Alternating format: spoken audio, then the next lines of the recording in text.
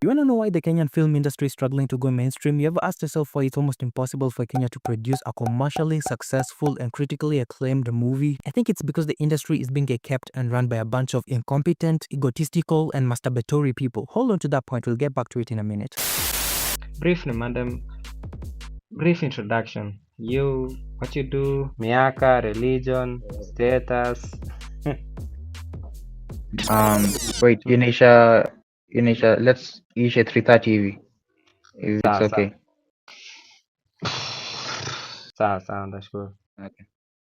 Yenye So, unataka. hi, my name is Sagini. Mm. My name is Sagini. Boss Sagini. I'm 26 years old. And naturally, I'm a software developer, but this whole film review thing and everything is just a hobby. I did a Bachelor in Science in Software Development, KSA University. Hacker Man. He's the most powerful hacker of all time. I mostly make apps, Android and Android specifically. Like, that's my career. And the whole thing started as this is a hobby. It's not my career, but I love watching movies. Kind of likes the whole process of breaking down films, like from the director's standpoint, actors, even the themes, how to look at the cameras, nini, aspect ratio, the color grading, every single thing that makes a film that's not on screen, the things that only someone with a keen eye can notice. And the whole process is on the bomb. But the first video I posted was way back last year, 2025, July 1st. It was about that movie, The Inside Job. It was on Netflix. The movie is 1 hour 20 minutes long, and I'm not making this up. I would rather listen to Karen Nyamu speak for this much long. Welcome to the Senate, and Mr. Speaker, probably you should have made it clear which service to the Senate she's offering, because I saw Senator Serege getting very excited when she saw a lady. But niliona nitosh kitonga nikasema, okay, let me try put my faith in him. The only reason I stayed through the whole movie was to make this review. Why the hell do we need over 7 shots of a single matatu? I understand you're trying to show the Kenyan culture, but how the fuck does it serve the story? 5 minutes, I'm like, what am I watching? 10 minutes, what the hell am I watching? Like, is this thing serious? So let your mind be fertilized na positivity. Nika pause. I have a question. Who the fuck speaks like this? Who the hell have you ever heard saying this in the middle of a sentence? Mamito is a good comedian. She's not a good actor. Ase new act skits kina Austin Mugai, kina ase what? Those people should not be acting.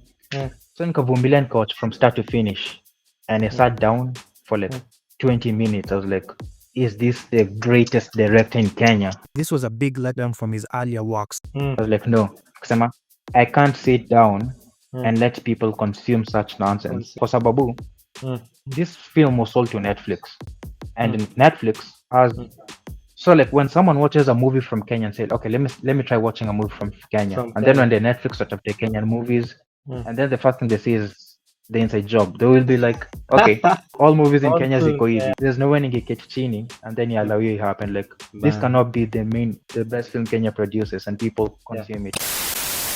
Kalasha bana, yon failed us really. Ruto aliattend and Let me tell you what happened. Sir, amkupiga hadi. let me tell you what You happened. know, Kalasha are broke, man. Kalasha are broke. They need money. Ruto alikuja na pesa and you guys are like. But you see, here's the thing: we were blindsided. The only people who knew Ruto were coming were the people who were acting on stage. No. Aren't the only people who knew. The awards started good, the Lifetime Awards, and then tukasikia rumors Ruto anakam. Hey, manze tukapigwa ma search ka 5 searches. Priest, body search nini, bomb sweep nini. And then when Ruto came, I can tell you the mood in the hall was just low. Wasal kameboeka. Hadi the tables behind me, people were playing cards. Si anakuja na do. He's just looking for points. Like, Ruto is just how can I say? He's just a guy who loves attention. Opportunity. I don't think, in my opinion, I don't think that guy watches anything Kenyan. Because vile alisema tena uchinjoro Uber was like, nah, acha nini wangu hii. Yeah, because let me tell you one thing. If he actually watched Kenyan stuff, it means angekuwa na tax. You know, he's not taxing anything from the film. If anything, he knows we lack money. That's why okay, yes, there's some taxes here and there, but but it's not heavily taxed. It's not a heavily taxed industry. That's the one thing I can say. But the moment you start making money, I didn't pay attention. I didn't pay attention to that shit. How are you invited, man? How come unafaa kuinvitiwa, man? You are a red flag. First things first, miss, I don't think I'm ever getting invited again. I had the fortunate honor of being invited for the Kalasha Film Awards, and here's the thing. It fucking sucked. I've already burnt my bridges up. Yeah. So like the one thing that really bore the most apart from the whole president thing is just how the awards were taking so long. Like 5 hours, nigga, 5 hours. And then the other thing that, like I said, the other thing that made me sick was the organization. Like, why is a short film and a feature film judged at the same way? No. Why is an actor from a, as in, vitu say like best director and best picture? Those should be the main awards. Those weren't the main awards. No. Another thing, the whole time limit thing. Inafaa kwa 1 minute and then you get played off. People are, let's say I'm a winner. Let's have been announced winner. Sinafaa kwenda mimi peke kwa stage. Why am I coming with my whole family, my whole castmates, people who didn't win? And then you don't make it a popularity vote. Mbona unapea audience 30% to vote on some categories? Like, I feel like this should be things judged by actual judges. All I can say is the Kalasha lacks a real panel of people who know what they're doing. What's your plan in the industry, man? What's that plan yenye uko nayo yenye unajua I put this together, I blow na industry iko on the map? What is that plan? I'm manifesting by the end of this year. I'm going to make a video with that guy, Raymond Kahuma. This is my second attempt at making the world's largest chapati or roti ever made in history to break the Guinness World Record right here in Kenya. And be a big YouTuber. That's my goal. My goal is become the biggest YouTuber by 2027. Before next election, I'll be the biggest. I don't know how, but I have a plan, a well thought out plan.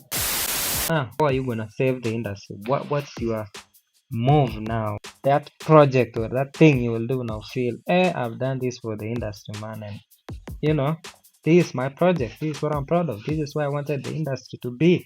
What is that project? My main goal is this: make enough money in tech, make enough money on YouTube, and even if I make a movie that itakuwa flop, my first movie that I'm going to direct, I'm going to put Kenya on the map.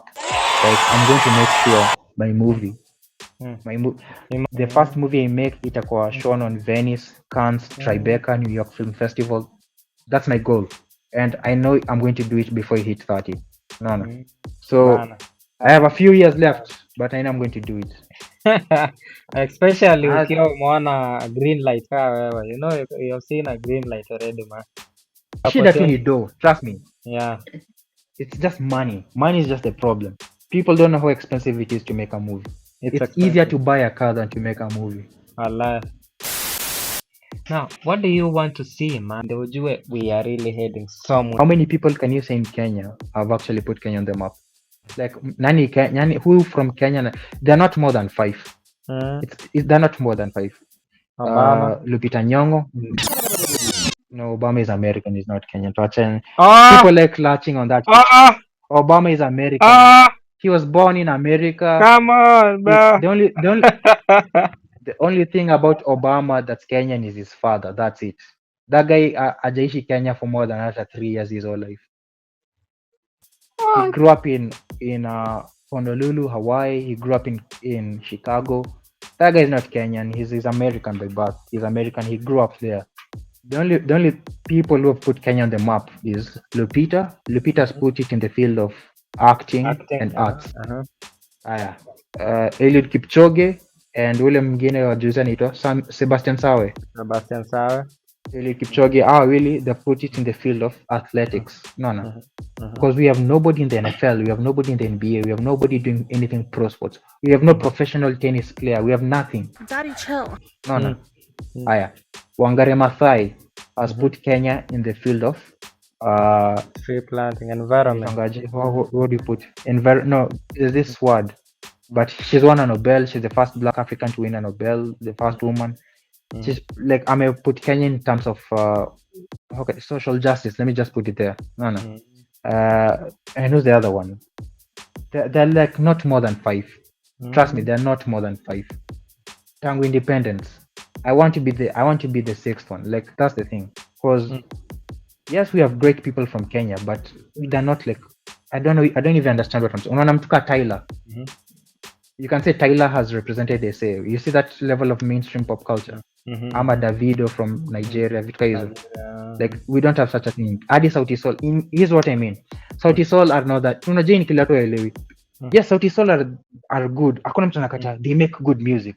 They are good. They're talented. They're the best. But they're not that big. People have this idea that Sauti Sol are really that big. Unajua ukisikia Sauti Sol ama Bien akisema I'm going on a tour international and then unasikia anaenda tour USA, France, nini. People think that he's doing a tour in like a stadium ama an arena. Dude, that guy is doing those tours in like bars. Yeah, like 300 or 500 people. And I'm not saying that to shit on Bien. Again, Bien is a good singer, but he's not pop. He's not mainstream pop culture. Hakuna vile utaniambia kuna msee US anaenda Spotify anatafuta wimbo Sauti Sol. Hawajafika hapo. And it's not their fault. It's us. We didn't support them enough to put them on the map. Like yeah, you see, it's not their fault.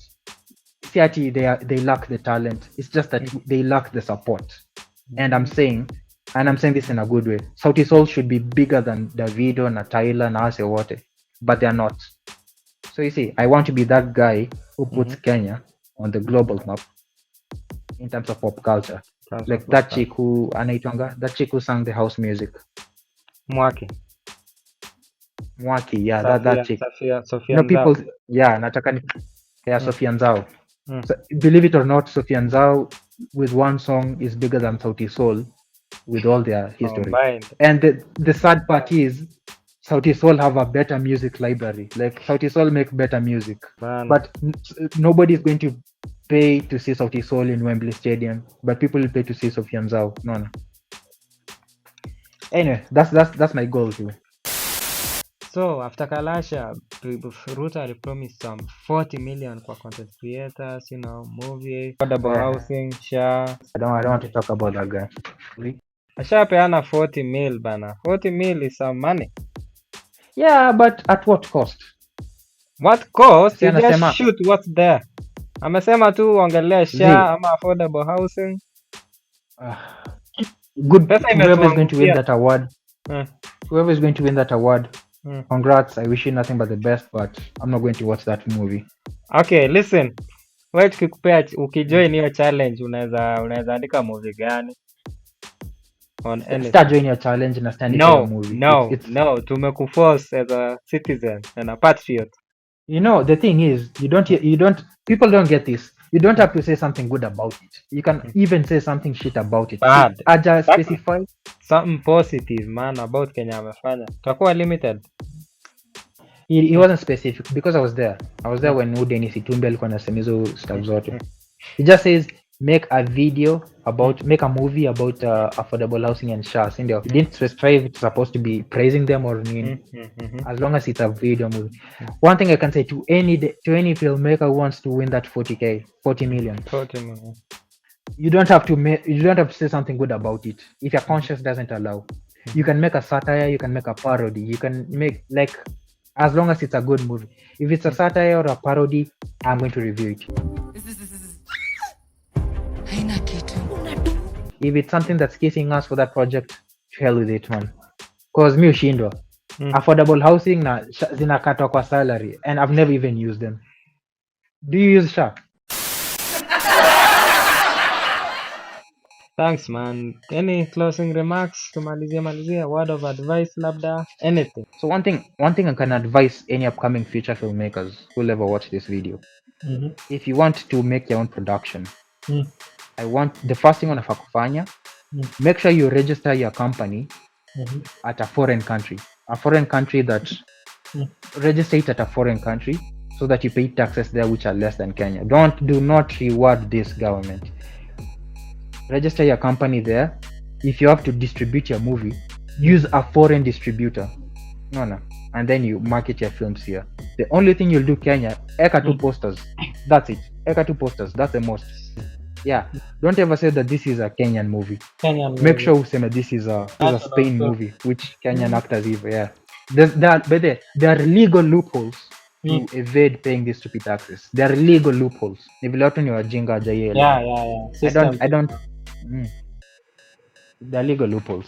So that's Na- the one thing I can advise. Don't reward an industry that cannibalizes you.